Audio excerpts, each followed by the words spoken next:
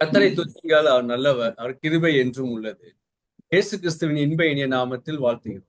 கடைசி கால வெளிச்சம், லாஸ்ட் டேஸ் லைட் ஊழியத்தின் மூலம் உலகின் பல பகுதியில் இருக்கும் நம் அனைவரையும் இந்த இணையதளத்தின் மூலம் ஒன்று சேர்த்த தேவனுக்கு நன்றி செலுத்துகிறோம். இந்த ஊழியத்தின் சார்பாக உங்கள் அனைவரையும் அன்போடு வரவேற்கிறோம். இந்த கூட்டத்தின் ஆரம்ப ஜெபத்தை எடுக்குமாறு ரவிமாமாவை அன்புடன் வரவேற்கிறோம். பரிசுத்தர் பரிசுத்தர் பரிசுத்தர் என்று கொடான கோடி தூதர்களால் எந்நேரமும் எப்பொழுதும் போற்றப்படுகிற பரிசுத்தக்குரிய பரம தகப்பனே தோத்தரிக்கிறோம் ஆண்டவரே. கர்த்தாவே, விசேஷமாக ஆண்டவரே, தயவினாலும் மாபெரும் கிருபையினாலும் இறக்கத்தினாலும் 2025 ஆண்டு ஆன கிருபை செய்து நன்றியப்பா.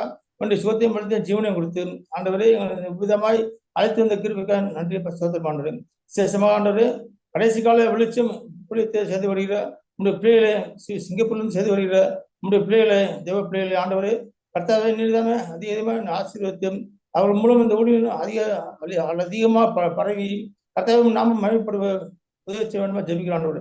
பரிசு ஆவியானவர் ஒத்தாசை உதவியும் ஆண்டவர் பிள்ளைகளோடு இருந்து காத்து ஆண்டவரே சத்தியம் உலகங்கள் செல்வதற்கு தேவையான கிருபையும் நாடத்தையும் ஆண்டவரை ஏற்ற சூழ்நிலை உருவாக்கி தரமாக ஜெபிக்கிறோம் ஆண்டவர். இந்த கூட்டத்தில் இணைந்திருக்கிற ஒவ்வொரு தேவ பிள்ளைகளும் பார்த்து ஆண்டவர் ஆண்டு கேட்டும் பார்த்து கொண்டு இருக்கிற பிள்ளைகளை ஆண்டவர் நிறுத்தாம அளவுக்கு அதிகமாக ஆசீர்வதித்து கடைசி காலத்திலே ஆண்டவர் வருகை சீக்கிரமாக இருக்கிறது என்பதை உணர்ந்து ஆண்டவர் செய்தியானது எங்களுக்குள் கிரியை செய்ய வேண்டுமா ஜபிக்கிறோம் ஆண்டவர். இந்த செய்தியானது நலன் நிறுத்த விழுந்த விதையை போல ஆண்டவரே ஒவ்வொரு உள்ளத்தில் விழுந்து ஆண்டவர் பலன் தந்து மிகுந்த கணிகள் கொடுக்க நிறுத்தமாக எங்களுக்கு உதவி செய்ய வேண்டுமா படிச்சாக ஒத்தாசை செய்ய வேண்டுமா கேட்கிறோம் ஆண்டவர். இந்த ஊழியத்துக்கு உதவி செய்கிற ஆண்ட ஒவ்வொரு பிள்ளைகளையும் ஆண்டவர் நடத்துகிற பிள்ளைகளையும் உதவி செய்கிற பிள்ளைகளையும் இந்த ஊழியத்தில் செய்து தருகிறோம். தேவ மகன் ஆண்டவர் கர்த்தாவே பாச கர்த்தப்படுகின்றவர் அவரை ஆசிரியப்பார். அவர் ஊழியத்தையும் அவர் காரியத்தையும் ஆசிரியப்பார் ஆண்டவரே. இந்த கேட்டுக்கொண்டு பிள்ளைகளையும் ஆசிரியப்பார். இந்த நேரத்துக்கு யார் யார் பலனம் இருக்காங்க அவங்க பலனத்தை நீக்கி பலத்தை எடுக்கணுங்கப்பா. யாருக்கு என்னென்ன தேவை இருக்கோ தேவையை சந்திங்கப்பா. ஆண்ட உலகப்புறமா ஆசீர்வதித்தாங்கப்பா. சரீர பிரகாரமான ஆசீர்வாதத்தாங்கப்பா. எல்லாவற்றுக்கும் மேலாக ஆவிக்குரிய ஆசீர்வாதத்தை ஒவ்வொரு நிரப்ப ஜெபிக்கிற ஆண்டவரும் கர்த்தாவே வருகை சமமாக இருக்கிறது என்று உணர்ந்து ஆண்டவரை கடைசி காலத்திலே வாழ்ந்து கொண்டிருக்கிற நாங்கள் வருகைக்கு எச்சரிக்கையா ஆண்டவர் ஆயத்தமாக கூட பிள்ளைகளை இருக்க முடியாது காத்துக்கொள்ள வேண்டும் ஜெபிக்கிறோம் ஆண்டவர். எங்கள் சிந்தைகள் காரியங்களை ஒவ்வொன்றையும் பார்த்து அப்படி ஆண்டவர் உருவ பதில் நடக்கக்கூடிய கிருபையும் பலத்தையும் தர வேண்டுமா ஜெபிக்கிறோம் ஆண்டவர். கர்த்தாவே இன்னமும் ஆண்டவர் அனைவருக்கும் இந்த ஊழியம் சென்று சேர நீ ஆண்டவரை வல்லமை ஊழியத்தை பயன்படுத்த வேண்டுமா ஜெபிக்கிறோம் ஆண்டவர். மீண்டும் ஊழியத்தை செய்கிற பிள்ளைகளையும் ஆண்டவரே உதவி செய்கிற பிள்ளைகள் ஒவ்வொருவரையும் அந்த ஊழியத்தையும் ஆசிரியப்பா. தாஸ்மார் ஆசிரியப்பா. செய்கிற ஒரு ஊழியங்களையும் ஆண்டவரையும் நீ ஆசீர்வதித்து அவர் மூலம் அனைவரும் சத்தியம் கேட்பதற்கு கொடுத்த கிருபையாக நன்றியப்பாம். அவரையும் அவர் ஊழியத்தையும் குடும்பத்தையும் ஆசிரியப்பான். கேட்கிற ஒவ்வொரு பிள்ளைகளை ஆசிரியப்பான். எல்லோருக்கும் ஆண்டவர் நீர்தாம பரம தகப்பனா இருந்து தேவனா இருந்து தேவலை சந்தித்து காரியங்களை ஜெயமா நடத்த ஜெபிக்கிற மாட்டோம். நாங்கள் வாழ்நாள் கல்வியோடு மகிழும்படியும் உங்களை கிருப்பை திருச்சாக்கன்னு வாழ்த்த முடியும். நாங்கள் துன்பத்தை கடந்த வருஷங்களுக்கு சரியா மகிழ்ச்சியாக்கவும் ஆண்டு முடியுமான அப்படி செய்வான ஜெயிக்கிறான். 2025 ஆண்டுல ஆண்டு வருஷத்தை நன்மையாக முடிச்சுட்டு தாப்பனையும் இந்த வருஷத்தை நன்மையாக முடிச்சுட்டு உங்கள் ஜீவனாலும் நன்மை கிருப்பி எங்கள் தொடரும் என்ற வார்த்தையை முடியும். கர்த்தாவே கர்த்தனை போக்கிய வார்த்தையும் ஆசிரியப்பார். கர்த்தர் முதற்கொண்டு 2 ஆசிரியப்பார் வார்த்தையை முடியும். சத்தியத்தை முடியும் வாக்குத்தத்தின்படி பிள்ளைகள் அளவில்லாம ஆசிரியர் ஜெயிக்கிறான். கர்த்தரை தேடுகிறவர்களோ ஒரு நன்மை குறைபடாத வார்த்தையை முடியும். ஆண்டவர் தேடுகிற கைவிடாத தேவனே பிள்ளைகளே ஆண்டு எங்களை கடைசி மட்டும் கைவிடாது ஆண்டவரையும் உம்மோடு இருக்கவும் சத்தியத்தை கீழே நடந்து முக்கியமாக வாழ்க்கையை வாழ்ந்து ஆண்டவரை இம்மையில் எங்களோட இருந்து வழிநடத்த வேண்டுமாய் மறுமையில் நாங்கள் உம்மோடு இருக்கக்கூடிய சாகித்யம் தர வேண்டுமாய் இந்த ஊழியத்தினும் ஆசிரியக்க வேண்டுமாய் கர்த்தாவே இதுக்கு எந்த இடத்தையும் தடமை விடாதையும் கர்த்தாவே அருமையான ஊழியத்தை செய்கிற பிள்ளைகளே ஆண்டவரை ஊழியத்தையும் ஆசிரியப்பா தொடர்ந்து காத்துக்கொண்டு வழிநடத்தப்பா. துதிக்கான முக்கிய செலுத்துகிறோம்.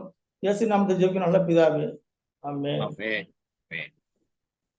இன்றைய வேத வசனத்தை வாசிக்குமாறு அனிதாவை. இன்றைய நாளுக்கான வேத வசனம் 2 கொரிந்தியர் 5ஆம் அதிகாரம் 21ஆம் வசனம். 2 கொரிந்தியர் 5ஆம் அதிகாரம் 21ஆம் வசனம். நாம் அவருக்குள் தேவனுடைய நீதியாகும்படிக்கு பாவம் அறியாத அவரை நமக்காக பாவமாக்கினார். மீண்டும் ஒரு முறை வாசிக்கிறேன். நாம் அவருக்குள் தேவனுடைய நீதியாகும்படிக்கு பாவம் அறியாத அவரை நமக்காக பாவமாக்கினார். இந்த நாளுக்கான தேவ செய்தியை நம் அனைவரோடும் பகிர்ந்து கொள்ள அப்போது தாஸ்குமாரை அன்போடு வரவேற்கிறோம். பாஸ்டர் அஸ்மான், உங்களுடைய நேரம். Thank God. இந்த பரிசுத்தமான ஓய்வு நாளின் மாலை நேரத்திலே உங்கள் எல்லாரையும் காண்பதில் மிகுந்த மகிழ்ச்சி அடைகிறேன். சில தடங்கல்களுக்கு வருந்துகிறேன். உங்களுடைய பொறுமைக்காக ஆண்டவருக்கு நன்றி சொல்லுகிறேன். எல்லாருக்கும் கிறிஸ்துவின் நாமத்திலே புத்தாண்டு வாழ்த்துக்கள். belated wishes for the new year 2025 to all of you. கர்த்தர் இந்த புதிய வருஷத்துல லாஸ்ட் டேஸ் லைட் மினிஸ்ட்ரி கடைசி கால வெளிச்சம் ஊழியங்களை இணைந்திருக்கிற எல்லா பிள்ளைகளையும் தேவன் தாமே ஆசீர்வதிப்பாராக.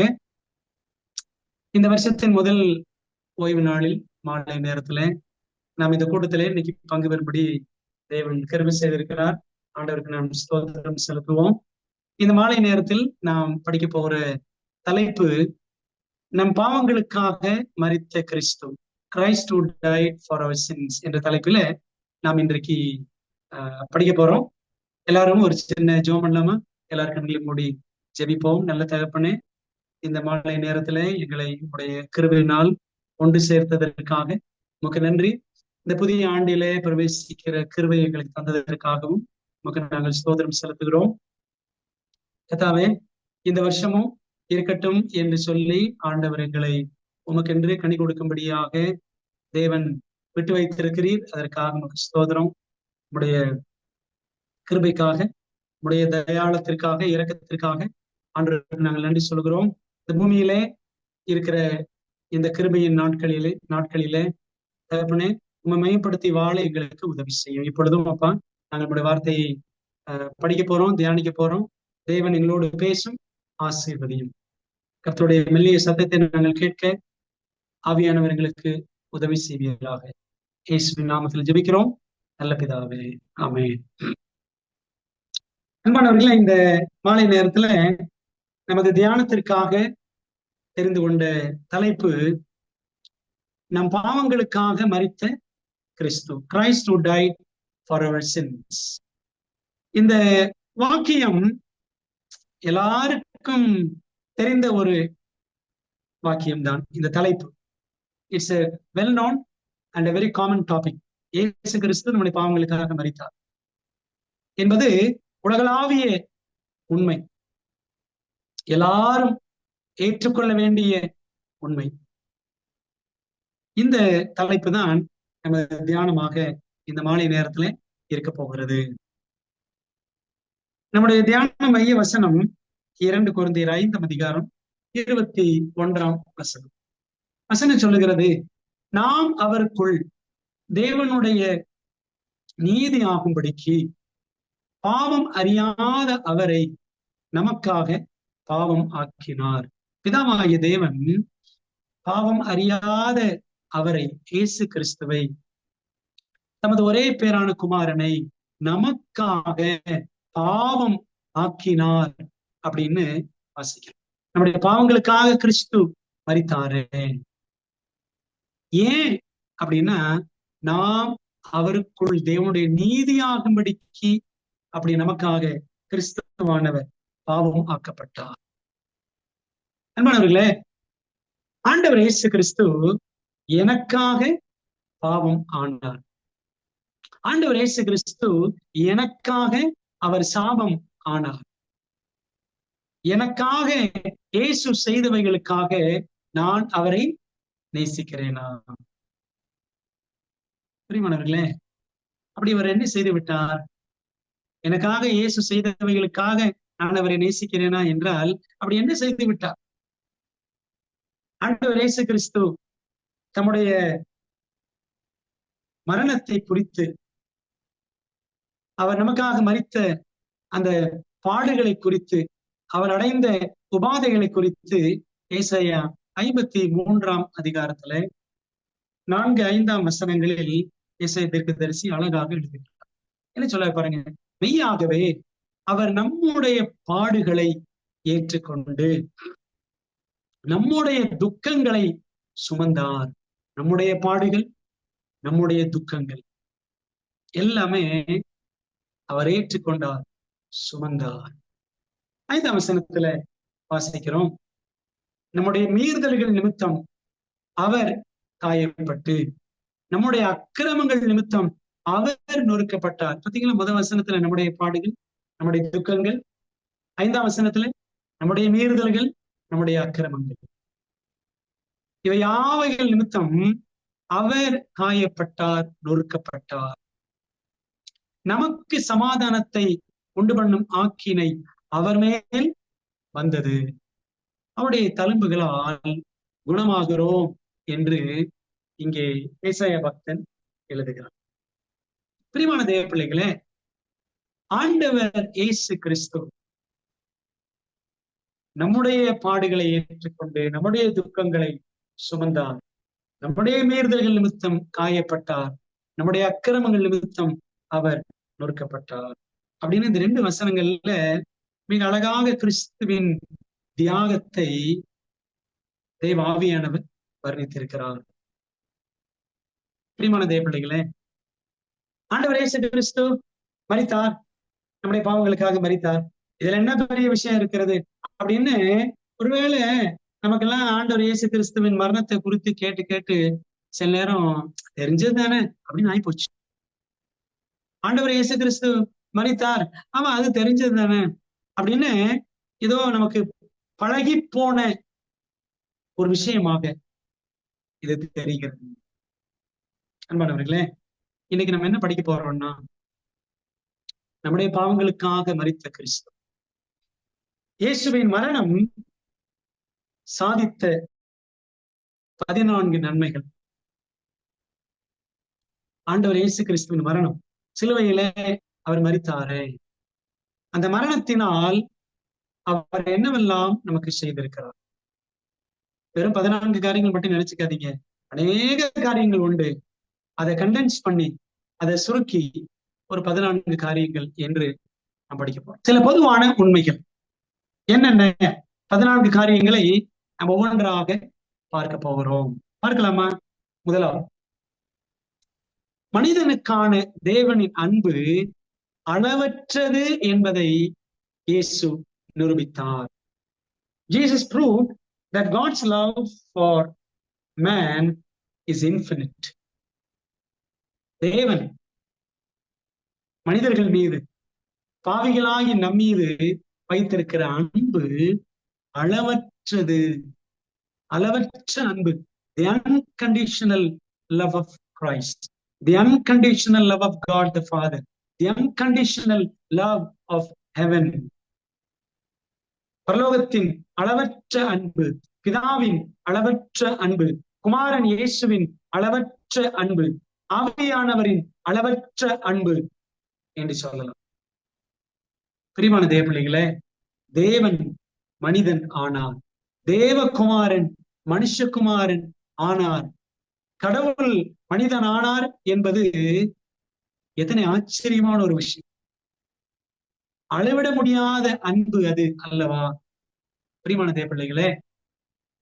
ஆகவே உங்களுக்காக எனக்காக இயேசுவானவர் காண்பித்த அன்பு, அந்த தெய்வீக அன்பு, அளவற்ற அன்பு என்பதை கிறிஸ்துவானவர் சிலுவையில நிரூபித்தார்.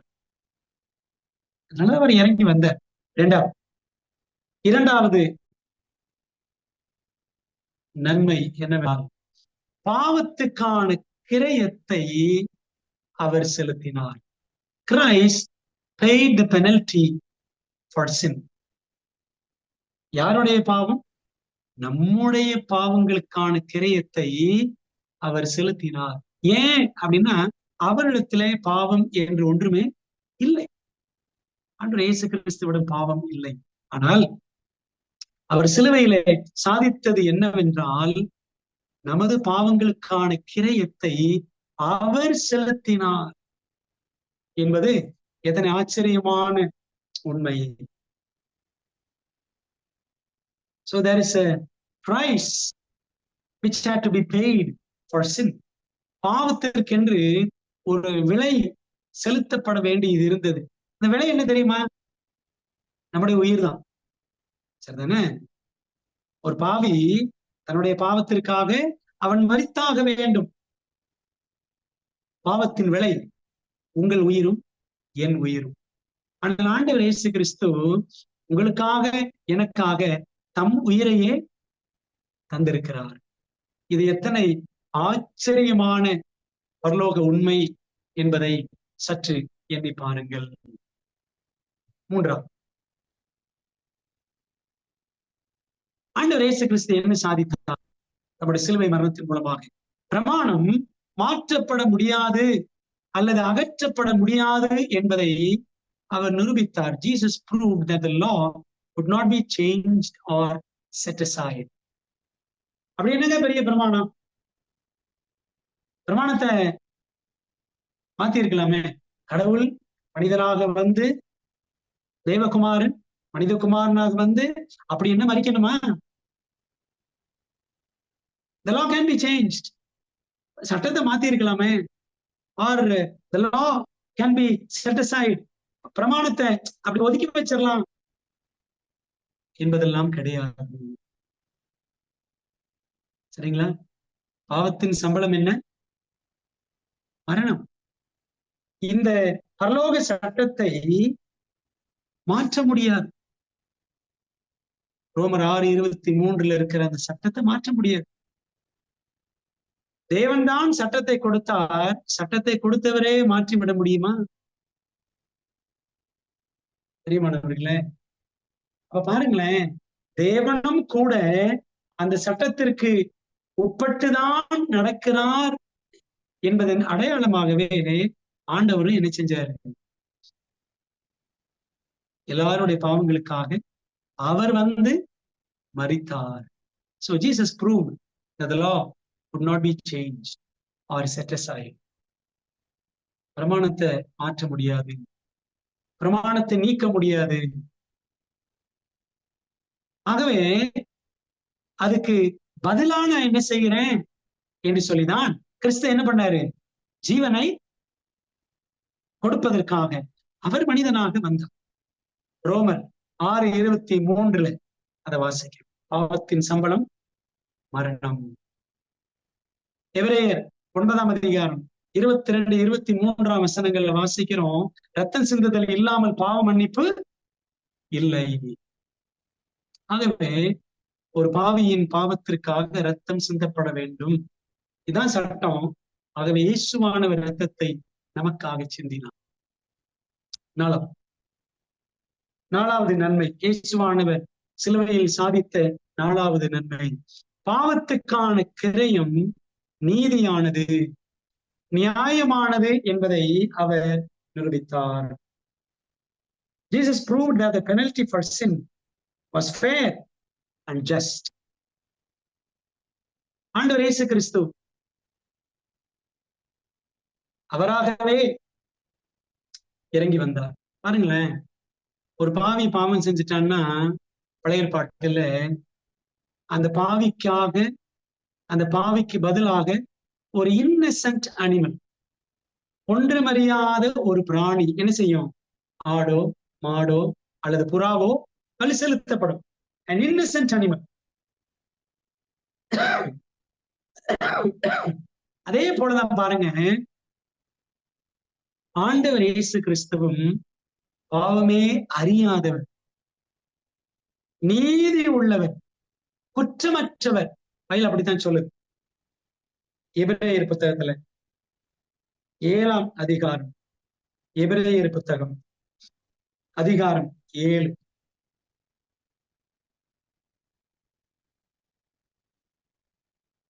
எபிரேயர் 7 வசனம் 26 பாருங்க. பரிசுத்தரும் குற்றமற்றவரும் மாசில்லாதவரும் பாவிகளுக்கு விலகினவரும் அப்படின்னு ஆண்டவர் குறித்து வாசிக்கிறோம். வானங்களிலும் உயர்ந்தவருமாயிருக்கிற இவ்விதமான பிரதனாசாரியரே நமக்கு ஏற்றவராய் இருக்கிறார் அப்படின்னு வாசிக்கிறோம். பாத்தீங்களா, ஆண்டவர் எப்படிப்பட்டவர்? அவர் குற்றமற்றவர், பரிசுத்த, மாசில்லாதவர், பாவிகளுக்கு விலகினவர் என்று வாசிக்கிறோம். ஆக கர்த்தராகிய இயேசு கிறிஸ்துவினுடைய கிரயம், அவர் செலுத்தின நம்முடைய பாவங்களுக்கான கிரயம் நீதியானது, நியாயமானது. சரிங்களா? எப்படி? Christ was faultless. கிறிஸ்துவானவர் குற்றமற்றவர். Christ was blameless. He was blameless. சரிங்களா? அவரிடத்திலே பாவமே இல்லை. ஆகவே நமது பாவங்களுக்காக அவர் செலுத்தின கிரயம் நீதியானது, நியாயமானது என்பதை அவர் நிரூபித்தார். 5வது, ஆண்டவர் இயேசு கிறிஸ்துவினுடைய பாவங்களுக்காக சிலுவையில் மரித்தாரு. என்ன செய்தார்? என்ன செய்து முடித்தார்? பாவத்தின் கொடூரத்தை அவர் நிரூபித்தார். He proved the awfulness of sin. பாவத்தின் கொடூரத்தை நம்ம எங்கே பார்க்கிறோம்? கல்வாரி சிலுவையிலே பார்க்கிறோம். அப்படிதானே? கல்வாரியிலே ஆண்டவர் இயேசு கிறிஸ்து எவ்வளவு அவமானங்கள், எவ்வளவு பாடுகள், கஷ்டங்கள், எல்லாம் நிந்தைகள், நிர்வாணம் எல்லாம் சுமந்தார் அல்லவா? இது எதை காட்டுகிறது என்றால், பாவம் அவ்வளவு கொடூரமானது. பிரியமானவர்களே, பாவம் செய்யும் பொழுது சந்தோஷமா இருக்கும், சரிதானே? இப்ப சிகரெட் குடிக்கிறோம்னா குடிக்க குடிக்க நல்லதான் இருக்கும். சாராயம் குடிக்கிறோம்னா குடிக்க குடிக்க நல்லதான் இருக்கும். அந்த அடிமைத்தனம் நன்றாக இருப்பது போல்தான் தெரியும்.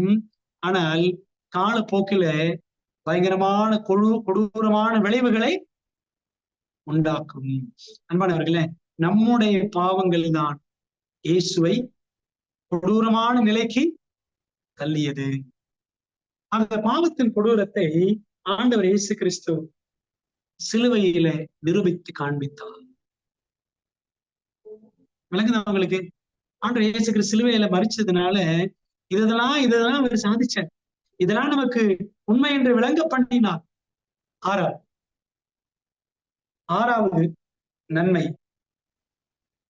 என்னவென்றால், பாவியை மன்னிக்கும் உரிமையை அவர் வாங்கிக் கொண்டார், எனினும் நீதி உள்ளவராகவே விளங்கினார்.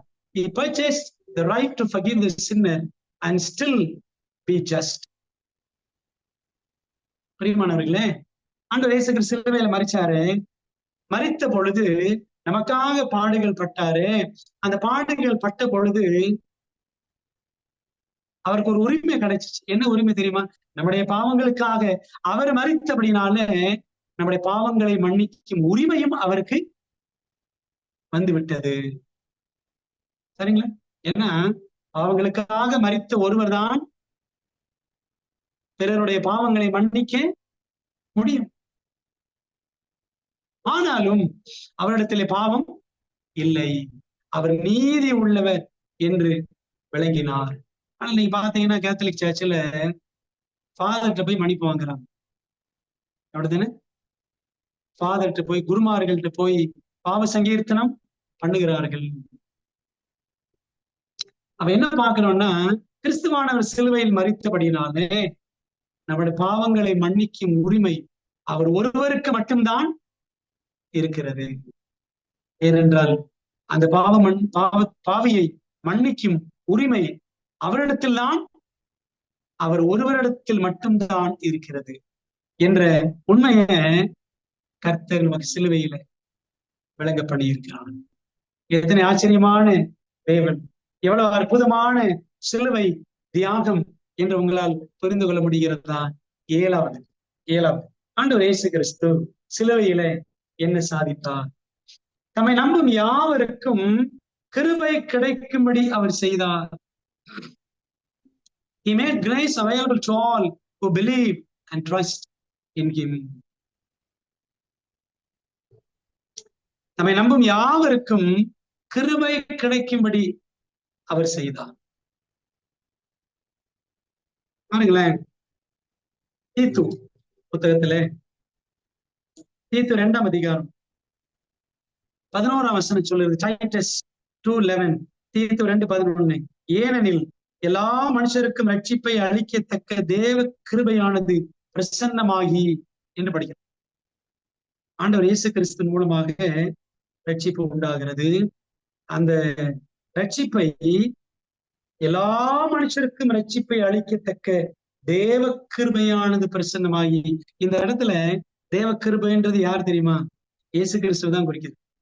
ஏனெனில் எல்லா மனுஷருக்கும் ரட்சிப்பை அளிக்கத்தக்க தேவ கிருபையானது பிரசன்னமாகி, ஆண்டவர் இயேசு கிறிஸ்து நம்மை நம்பும் யாவருக்கும் கிருபை கிடைக்கும்படி அவர் செய்திருக்கிறார். அவர் சிலுவையில மரிச்சாரே, அது கிருபை. அவரை நாம் விசுவாசித்தோம் என்று சொன்னால் நம்முடைய பாவங்கள் மன்னிக்கப்படும், அது கிருபை. அவரிடத்துல போனாலே போதும், நமக்கு என்ன கிடைக்கும்? கிருபை. Grace is made available to all who believe and trust in Jesus. பிரியமான தேவ பிள்ளைகளே, ஆண்டவர் இயேசு கிறிஸ்து சிலுவையில உயர்த்தப்பட்டாரே, கிருபை. பாவ மன்னிப்பு வேண்டுமா? அவர்கிட்ட போகணும், அவ்வளவுதான். ஏனென்றால் அவர் தம்முடைய மரணத்தின் வழியாக நமக்கு கிருபையை பெருக பண்ணி இருக்கிறார். எத்தனை ஆச்சரியம்! கேட்டால் ஆண்டவர் இயேசு கிறிஸ்துவின் சிலுவை மரணம் நமக்காக சாதித்தது என்ன? நியாயப்பிரமாணத்தின் சாபத்தில் இருந்து அவர் நம்மை மீட்டார். Jesus redeemed us from the curse of the law. கலாத்தியர் 3ஆம் அதிகாரம். நான் வசனங்கள் எல்லாம் போடவில்லை. ஏன் அப்படின்னா நம்ம பைபிளை திறக்காமலேயே போயிடும். சரிங்களா? கலாத்தியர் 3ஆம் அதிகாரத்தை திருப்பிக் கொண்டு வசனம் 13 வாசிப்போம். மரத்திலே தூக்கப்பட்ட எவனும் சபிக்கப்பட்டவன் என்று எழுதியிருக்கிறபடி, மரத்திலே, சிலுவை மரத்திலே தூக்கப்பட்ட எவனும் சபிக்கப்பட்டவன். சரிங்களா? அதான் நியாயப்பிரமாணத்தின் சாபம். பாருங்க, அப்படி எழுதியிருக்கிறபடி கிறிஸ்து நமக்காக சாபமாகி நியாயப்பிரமாணத்தின் சாபத்திற்கு நம்மை நீங்களாக்கி மீட்டுக் கொண்டார். கவனிச்சீங்களா? கிறிஸ்து நமக்காக பாவமானார். ஆரம்பத்தில் ஒரு வசனம் படிச்சோம்ல, 2 Corinthians 5:21. அவர் நமக்காக பாவமானார். இங்க படிக்கிற பாருங்க, அவர் நமக்காக சாபமானார். ரெண்டையுமே பவுல் தான் சொல்றார். கிறிஸ்து நமக்காக பாவமானார், கிறிஸ்து நமக்காக சாபமானார். நியாயப்பிரமாணத்தின் சாபத்தில் இருந்து அவர் நம்மை மீட்டார். எத்தனை ஆச்சரியம்! பெருமான தேவ பிள்ளைகளே, கிறிஸ்து சிலுவையில் மரித்தார், நம்முடைய பாவங்களுக்காக மரித்தார் அப்படின்னு சும்மா சொல்லிட்டு அப்படி போயிடும். ஆனால் அந்த மரணத்தின் வழியாக அவர் என்னவெல்லாம் சாதித்திருக்கிறார் என்பது உங்களுக்கு புரிகிறதா? 9ஆம் காரியம், பாதாளத்தின் திறவுகோள்களையும் மரித்தோரை உயிர்ப்பிக்கும் உரிமையையும் அவர் பெற்றார். He obtained the keys to the grave, the right to raise the dead. பாதாளத்தின் திறவுகோள்கள், மரித்தோரை உயிர்ப்பிக்கும் உரிமை அவர் பெற்றார். பிரியமான தேவ பிள்ளைகளே, ஆண்டவர் இயேசு கிறிஸ்து சிலுவையில மரிச்ச உடனே அவருக்கு என்னெல்லாம் உரிமை இருக்கு பாத்தீங்களா? நமக்கு கிருபையை கொடுக்கும் உரிமை, நம்முடைய பாவங்களை மன்னிக்கும் உரிமை, மரித்தோரை உயிர்ப்பிக்கும் உரிமை. இதுக்கு வசனம் எங்க இருக்குன்னா, வெளிப்படுத்தல் 1ஆம் அதிகாரம் 18ஆம் வசனம். Revelation 1:18, வெளிப்படுத்தல் 1:18. நீங்க அதை திறந்து பாருங்க. அது ஆண்டவர் இயேசு கிறிஸ்து சொல்லியிருப்பார், மரித்தேன், ஆனாலும் இதோ சதா காலங்களிலும் உயிரோடு இருக்கிறேன். நான் மரணத்திற்கும் பாதாளத்திற்கும் உரிய திறவுகோள்களை உடையவராய் இருக்கிறேன். ஆண்டவர் இயேசு கிறிஸ்துவிடம் மரணத்திற்கும் பாதாளத்திற்கும் உரிய திறவுகோள்கள் அவர்கிட்ட தான் இருக்கு. நீங்க அடுத்த முறை இந்த வேட்டிக்கன் கொடியை பார்த்தீங்க அப்படின்னா, வேட்டிக்கன் ஒண்ணு இருக்குல்லங்க, ரோமன் கத்தோலிக்க சபையின் தலைமை பீடம் வேட்டிக்கன், ரோம்ல இருக்கு. நீங்க ரோம்கெல்லாம் போய் பார்க்க வேண்டாம், கூகுள் உள்ள போய் பாருங்க. சரிங்களா? கூகுள் உள்ள போய் வேட்டிக்கன் பிளாக் அப்படின்னு போடுங்க, வேட்டிக்கன் பிளாக் அப்படின்னு போடுங்க, வேட்டிக்கன் கொடி அப்படின்னு போட்டீங்கன்னா ஒரு மஞ்சள் கலர் கொடி வரும். சரிங்களா? அந்த மஞ்சள் கலர் கொடியில பாத்தீங்கன்னா 2 சாவி இருக்கும், 2 சாவி, 2 பெரிய திறவுகோள்கள் இருக்கும். சரிங்களா? இது அப்படியே வெளிப்படுத்தல் 1:18 டூப்ளிகேட் அந்த கொடி. சரிங்களா? வெளிப்படுத்தல் 1:18 கேத்தலிக் சர்ச் காப்பி அடிச்சு வச்சிருக்கு. பாருங்களேன், மரணத்திற்கும் பாதாளத்துக்கும் உரிய திறவுகோள்கள், 2 திறவுகோள்கள். சரிதானே? கீஸ் டு த கிரேவ், அப்புறம் கீஸ் டு டெத். சரிங்களா? 2 சாவிகள், 2மே யார்கிட்ட இருக்கான்? இயேசுவிடம் இருக்கிறது. சரிங்களா? இதான் பைபிள் உண்மை. கத்தோலிக்க பொய் என்ன தெரியுமா? இந்த 2 சாவி எங்கிட்ட இருக்குன்னு சொல்லி அந்த சபை ஏமாத்துது. விளங்குதா உங்களுக்கு? பிரியமான தேவ பிள்ளைகளே, ஆண்டவர் இயேசு கிறிஸ்து பாதாளத்தின் திறவுகோள்களையும் மரித்தோரை உயிர்ப்பிக்கும் உரிமையும் அவர் பெற்றிருக்கிறார். சிலுவை மரணத்தின் மூலமாக அவருக்கு அந்த உரிமை கிடைத்திருக்கிறது. எவ்வளவு பெரிய ஆச்சரியமான உண்மை! பிரியமான தேவ பிள்ளைகளே, நம்ம எவ்வளவு பெரிய பாக்கியசாலிகள்! ஒருவேளை நாம் மரணத்தை சந்திக்க நேரிட்டாலும் பயப்பட வேண்டாம். மரித்தால் எப்படி மரிக்கணும்? கிறிஸ்துவுக்குள்ள மரிக்கணும். சரிதானே? மரித்தால் ஆண்டவருடைய பிள்ளையாக நம்முடைய ஓட்டம் முடிய வேண்டும், நம்முடைய வாழ்க்கை முடிய வேண்டும். அப்படி முடிஞ்சிச்சுன்னா பயப்படவே வேண்டாம், கவலையே பட வேண்டாம். ஏனென்றால் கிறிஸ்துவுக்குள் மரித்தோரை உயிர்ப்பிக்கும் உரிமை கிறிஸ்துவிடமே இருக்கிறது. அந்த உரிமையை அவர் பெற்றிருக்கிறார். இது எவ்வளவு பெரிய உண்மை பார்த்தீர்களா? கிறிஸ்து சிலுவையில் மரித்ததனால் இதெல்லாம் நமக்கு கிடைச்சிருக்கிற பெரிய பெரிய சாக்கியம். 10வது உண்மை என்ன பாருங்கள். பாவத்தின் சம்பளம் மரணம் என்பதை அவர் நிரூபித்தார். He proved the wages of sin is death. பாவத்தின் சம்பளம். இப்ப ஒரு கேள்வி கேட்க போறேன், நீங்க தான் சொல்லணும். பைபிள்ல முதலாம் மரணம், 2ஆம் மரணம் அப்படின்னு இருக்கு. சரிங்களா? முதலாம் மரணம் நேச்சுரல் டெத். 2ஆம் மரணம் செகண்ட் டெத் என்னன்னு பாத்தீங்கன்னா நித்திய மரணம் அப்படின்னு சொல்லுவாங்க. First death is natural death, second death is eternal death. முதலாம் மரணம் இயற்கையான மரணம், 2ஆம் மரணம் நித்திய மரணம். இப்ப பதில் சொல்லுங்க, இயேசுவானவர் மரித்த மரணம் இந்த 2ல எந்த மரணம்?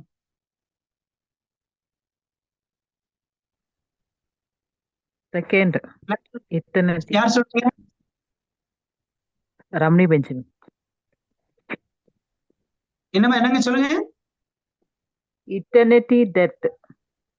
ஆண்டவர் இயேசு கிறிஸ்து மரித்த மரணம் இட்டர்னல் டெத். Eternal death.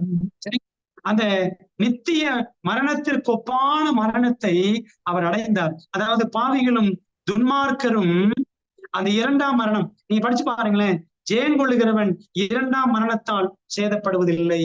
வெளிப்படுத்தல் 2ஆம் அதிகாரத்துல 10-11 வசனங்களை படிச்சு பாருங்க. ஸ்மிர்னா சபைக்கு ஆண்டவர் கொடுத்த வாக்கு தத்தம், ஜெயம் கொள்ளுகிறவனுக்கு 2ஆம் மரணம், ஜெயம் கொள்ளுகிறவன் 2ஆம் மரணத்தினால் சேதப்படுவதில்லை என்று வெளிப்படுத்தல் 2:11 வாசிக்கிறோம். ஆண்டவர் இயேசு கிறிஸ்து அடைந்த இந்த மரணம், பாவத்தின் சம்பளமாகிய இந்த மரணம் என்ன மரணம் பாத்தீங்கன்னா 2ஆம் மரணம். சரிங்களா? அது ஏதோ ஜீசஸ் மரித்தது ஃபர்ஸ்ட் டெத், நேச்சுரல் டெத் அப்படின்னு நினைச்சிட கூடாது. அந்த முதலாம் மரணத்தை அவர் அடைந்தார் அல்லது அவர் ஒரு இயல்பான மரணத்தை அடைந்தார் அப்படி கிடையாது. He died an eternal death. சரிங்களா? பாவத்தின் சம்பளமாகிய மரணம் அதாங்க 2ஆம் மரணம். பாவத்தின் விளைவாகிய மரணம் இதான் முதலாம் மரணம். பாவத்தின் விளைவாகிய மரணம் முதலாம் மரணம். பாவத்தின் விளைவு என்ன? சில நேரம் நோய்வாய்ப்பட்டு, வியாதிப்பட்டு, வயசாகி, சில நேரத்தில் ஆக்சிடென்ட் ஆகி இறந்துடும். பாவத்தின் விளைவாகிய மரணம். ஆனால் இங்க சொல்லக்கூடிய பாவத்தின் சம்பளம் மரணம், அந்த 2ஆம் மரணம் என்பதை ஆண்டவர் இயேசு கிறிஸ்து நிரூபித்தார். சரிங்களா? பாவிகளும் துன்மார்க்கரும் அடையக்கூடிய அந்த தண்டனைக்கு ஒப்பாக, ஏன்னா பாவங்களுக்காக தானே கிறிஸ்து மரித்தார். அப்ப பாவிகள் துன்மார்க்கர் எப்படிப்பட்ட தண்டனை அடையணுமோ அதையெல்லாம் கிறிஸ்துவானவர் அடைந்து பாவத்தின் சம்பளம் மரணம் என்பதை அவர் நிரூபித்தார். 11வது காரியம், ஆண்டவர் இயேசு கிறிஸ்து சிலுவையில என்ன சாதித்தார்? படைப்பின் மீட்பின் நினைவு சின்னமாக ஓய்வு நாளை அவர் ஏற்படுத்தினார். பாருங்களேன், உலகத்தை படைக்கும் பொழுதும் 7ஆம் நாளில் ஓய்ந்திருந்தார். படைப்பின் நினைவு சின்னம் ஓய்வு நாள். நம்மை மீட்பதற்காக கிறிஸ்து மரித்த பொழுது பாருங்க, அப்பையும் 7ஆம் நாளிலே அவர் கல்லறையில் ஓய்ந்திருந்தார். 6ஆம் நாள்ல மரிச்சாரு, வெள்ளிக்கிழமை மரிச்சாரு, 7ஆம் நாள்ல அவர் கல்லறையிலும் ஓய்ந்திருந்தார். பாத்தீங்களா? அப்ப படைப்பின் நினைவு சின்னம், மீட்பின் நினைவு சின்னம் என்று ஓய்வு நாளை அவர் ஏற்படுத்தினார். He made the Sabbath. He made the Sabbath memorial of creation. He made the Sabbath memorial of creation and redemption. ஓய்வு நாளை படைப்பின் சின்னமாக, மீட்பின் நினைவு சின்னமாக அவர் ஏற்படுத்தினார் என்பது எத்தனை ஆச்சரியமான உண்மை. 12ஆம், இயேசுவானவர் சிலுவை மரணத்தினால் என்ன சாதித்தார்? அந்த சராசரத்தின் முன்பாக தேவ குணத்தை அவர் நிலைநாட்டினார். பாருங்களேன், சாத்தான் இன்னைக்கு உள்ள ஓய்வு நாள் பாடத்துல கூட அதான் படிச்சோம். அன்பும் நியாயமும் உள்ள தேவன், தேவன் மனப்பூர்வமாய் அன்பு கூறுகிறார் அப்படின்னு இன்னைக்கு பாடம் படிச்சோம். சரிதானே? சாத்தான் என்ன குற்றச்சாட்டு கொடுத்திருக்கிறான்னா, தேவன் அன்பில்லாதவர், சர்வாதிகாரி என்றெல்லாம் அவன் ஆண்டவரை குறித்து குற்றஞ்சாட்டி இருக்கிறான்.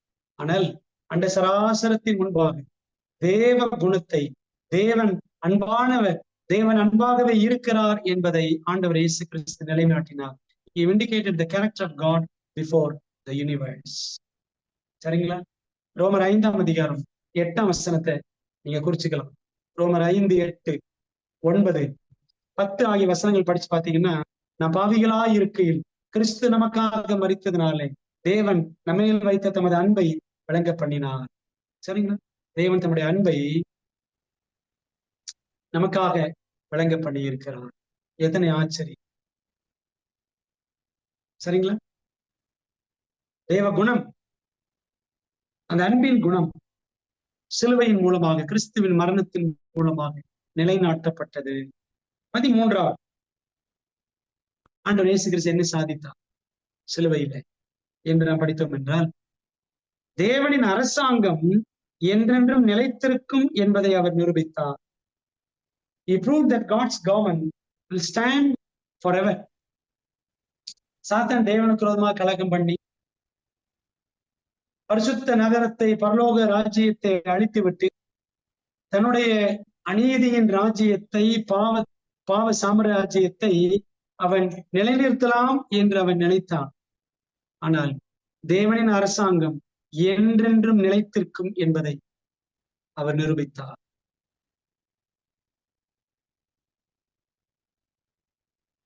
ஆண்டவர் இயேசு கிறிஸ்து தமது சிலுவை மரணத்தின் மூலமாக தேவனுடைய அரசாங்கத்தினுடைய நிலையான தன்மை, தேவனுடைய அரசாங்கம் நிரந்தரமானது என்பதை அவர் நிரூபித்தார். பிரியமான தேவ பிள்ளைகளே, தேவனுடைய அன்பின் ராஜ்யம் நித்தியமானது. அவருடைய ராஜ்யத்திலிருந்து, தேவனுடைய ராஜ்யத்திலிருந்து எந்த பிரமாணத்தையும் மாற்றிவிட முடியாது என்பதை தேவன் அழகாக நிரூபித்து காண்பித்தார்.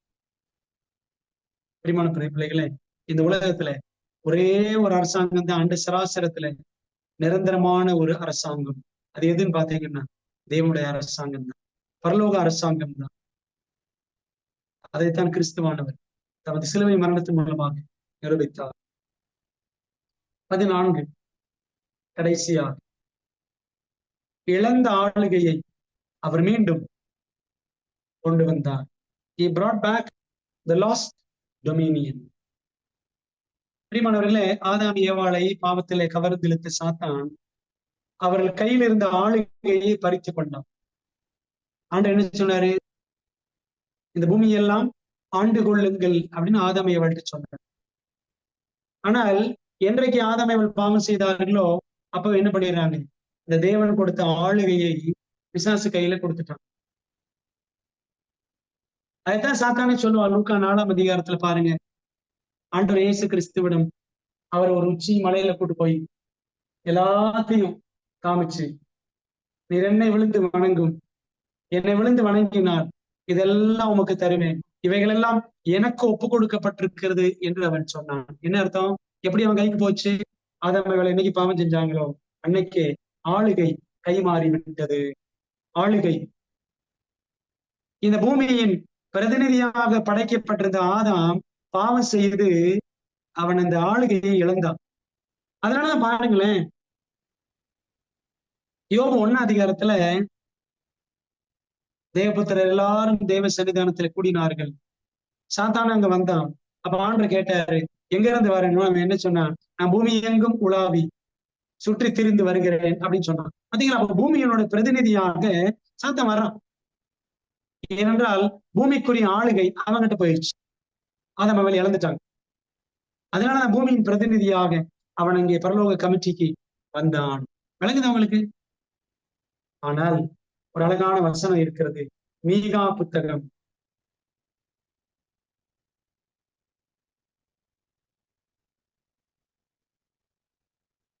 மீகா புத்தகம் 4ஆம் அதிகாரம் 8ஆம் வசனம், பக்கம் 1078, பழைய ஏற்பாடு 1078ஆம் பக்கம். மீகா 4ஆம் அதிகாரம் 8ஆம் வசனம். மந்தையின் துருக்கமே, சீயோன் குமாரத்தின் அரணே, முந்தின ஆளுகை உன்னிடத்தில் வரும், ராஜரீகம் எருசலேம் குமாரத்தின் இடத்தில் வரும். பாத்தீங்கன்னா, முந்தின ஆளுகை. அன்று முதல்ல பாவத்துக்கு முன்னாடி ஆளுகை கொடுத்திருந்தாருல, அந்த முந்தின ஆளுகை.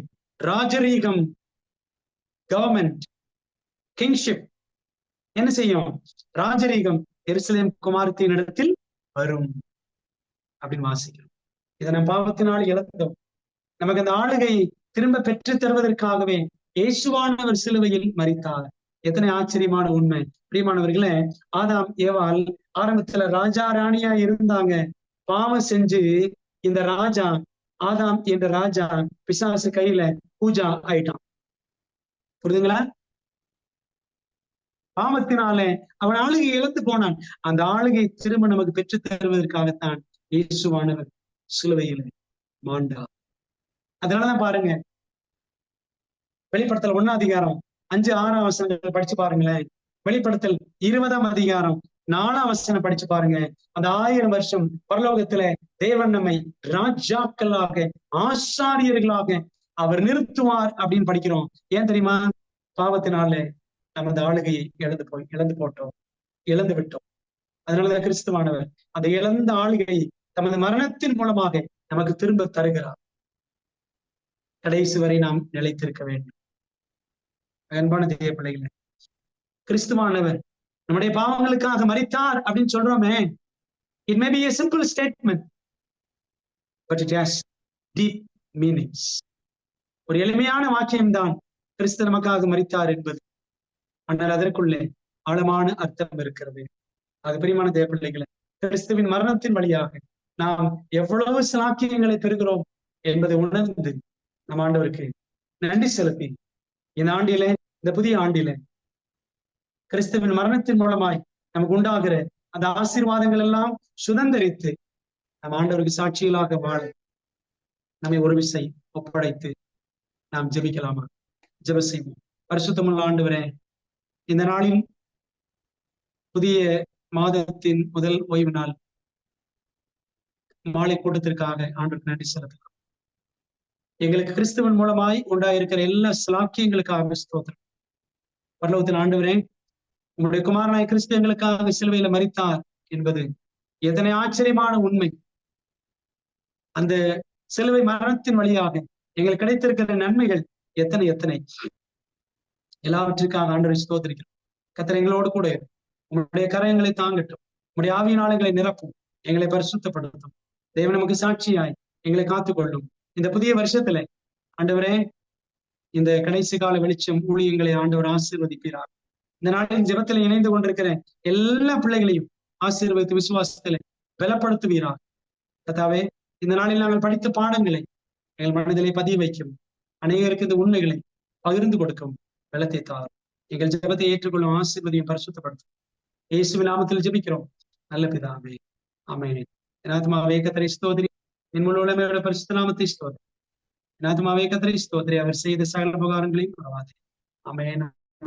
கர்த்தராகிய இருக்கிற இயேசு கிறிஸ்துவின் கிருபையும் பிதாவாகிய தேவனுடைய அன்பும் ஆவியானவரின் ஐக்கியமும் ஆசீர்வாதம் தேவதூதர்களின் பாதுகாப்பு வழி நடத்தும் இந்த புதிய ஆண்டிலும் இந்த இந்த ஆண்டு நெடுகிலும் ஆண்டுடைய வருகை மட்டும் ஆண்டுடைய ஆசீர்வாதம் பாதுகாப்பு வழி நடத்தல் என்று சதா காலங்களிலும் தங்கியிருப்பதாக. ஆமென்.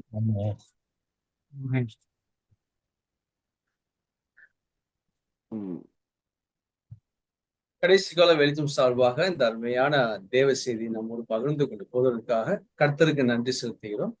இந்த கூட்டத்தில் கலந்து கொண்ட ஒவ்வொருவரும் தேவன் தம்மை ஆசீர்வதிப்பாராக. இந்த கூட்டம் அடுத்த கூட்டம் ஜனவரி 18ஆம் தேதி நடைபெறும். இந்த கூட்டம் ஒவ்வொரு மாதமும் முதல் மற்றும் 3ஆம் சனிக்கிழமை மாலை 7:30 மணிக்கு நடைபெறும் என்பதை அன்புடன் தெரிவித்துக் கொள்கிறோம். சத்தியத்தை அறிவீர்கள், சத்தியம் உங்களை விடுதலையாகும். ஆமென். நீங்கள் பெற்ற இந்த ஆசீர்வாதத்தை மற்றவர்களும் பகிர்ந்து கொள்ளுங்கள். கூட்டத்தில் கலந்து கொண்ட அனைவருக்கும் நன்றி.